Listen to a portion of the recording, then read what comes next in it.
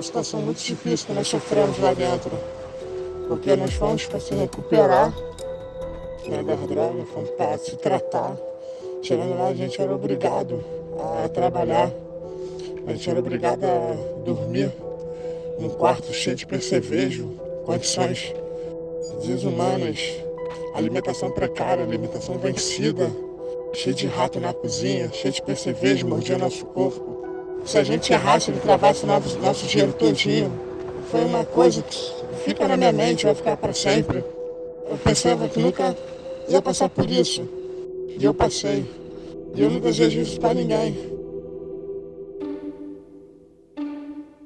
Lei 13.344, de 2016, artigo 149-A.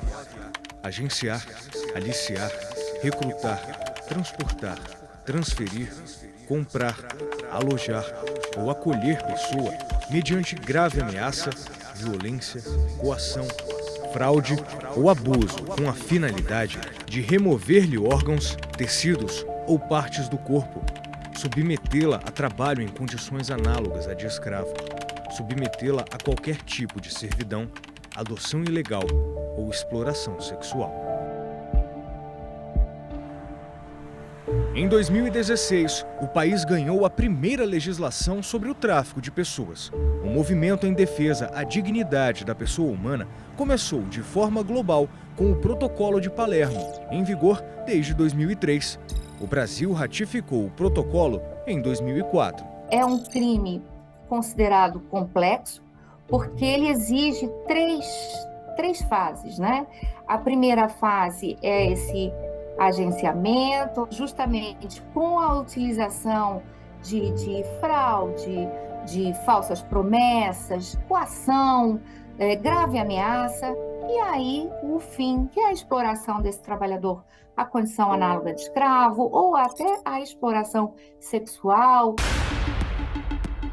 Desde 2005, o governo brasileiro contabiliza números e publica relatórios sobre o tráfico interno e internacional de pessoas, com base na coleta de dados de 12 instituições públicas, compilados pelo Ministério da Justiça.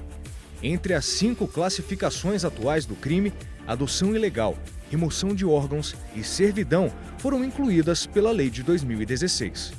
Os homens são as maiores vítimas da exploração com fins de trabalho, enquanto as mulheres são maioria entre as vítimas para fins sexuais. Dados dos Centros de Referência Especializados de Assistência Social no país, os CREAS, mostram que entre 2021 e 2023, quase 1.500 pessoas foram contabilizadas como possíveis vítimas das variações de tráfico, sendo 523 mulheres e 950 homens. Entre as denúncias recebidas pelo Ligue 180 e Disque 100, canais oficiais do governo federal, a maioria das vítimas de tráfico de pessoas é de mulheres e adolescentes e crianças do sexo feminino, somando 415 denúncias de um total de 537 ocorrências entre 2021 e 2023. A Polícia Federal também mantém registros dos inquéritos de tráfico de pessoas.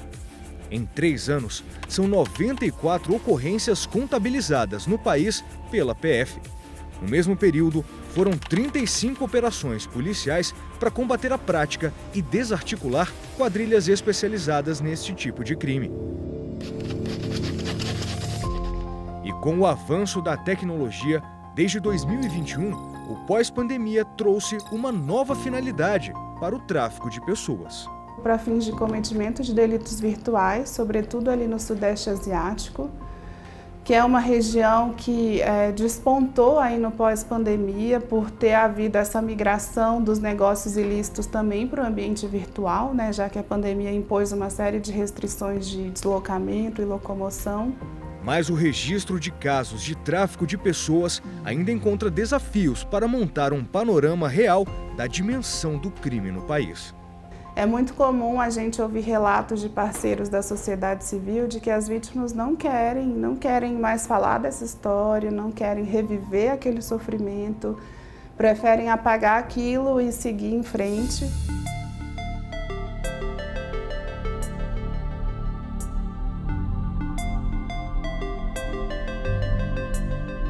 O ordenamento jurídico brasileiro foi avançando ao lado da legislação. Desde 2018, por exemplo, o tráfico de pessoas foi inserido no processo judicial eletrônico pelo CNJ. Com a inclusão desses casos, é possível padronizar terminologia de classes, assuntos, movimentação e documentos, deixando mais célere a tramitação dos casos. E aqui no STJ, decisões de ministros e colegiados reforçam a proteção e a defesa à dignidade de vítimas. No recurso ordinário em habeas corpus, julgamento de trabalho análogo à escravidão, os réus pediram para o STJ trancar a ação, mas tiveram o pedido negado pelos ministros da sexta turma. Em 11 tópicos diferentes, os ministros consideraram que os denunciados aliciavam trabalhadores venezuelanos que foram submetidos a condições análogas à escravidão, com descontos salariais como com despesas básicas. Em outro julgamento envolvendo exploração sexual, um homem preso por participação no tráfico internacional de pessoas interpôs recurso ordinário ao STJ para revogar prisão preventiva. A quinta turma negou-lhe provimento, pontuando que a ordem prisional evidenciou que o acusado de exploração sexual de crianças e adolescentes demonstrava periculosidade concreta. Com isso, a necessidade da prisão cautelar.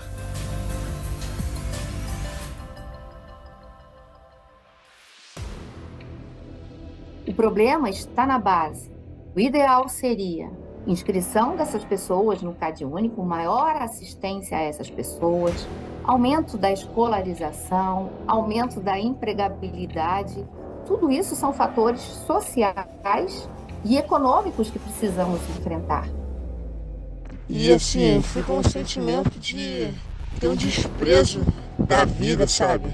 Pelas condições, por tudo que nós vivemos lá dentro. Mas um sentimento bom porque eu fui resgatado por uma equipe boa. Vou morrer, esse sentimento vai comigo.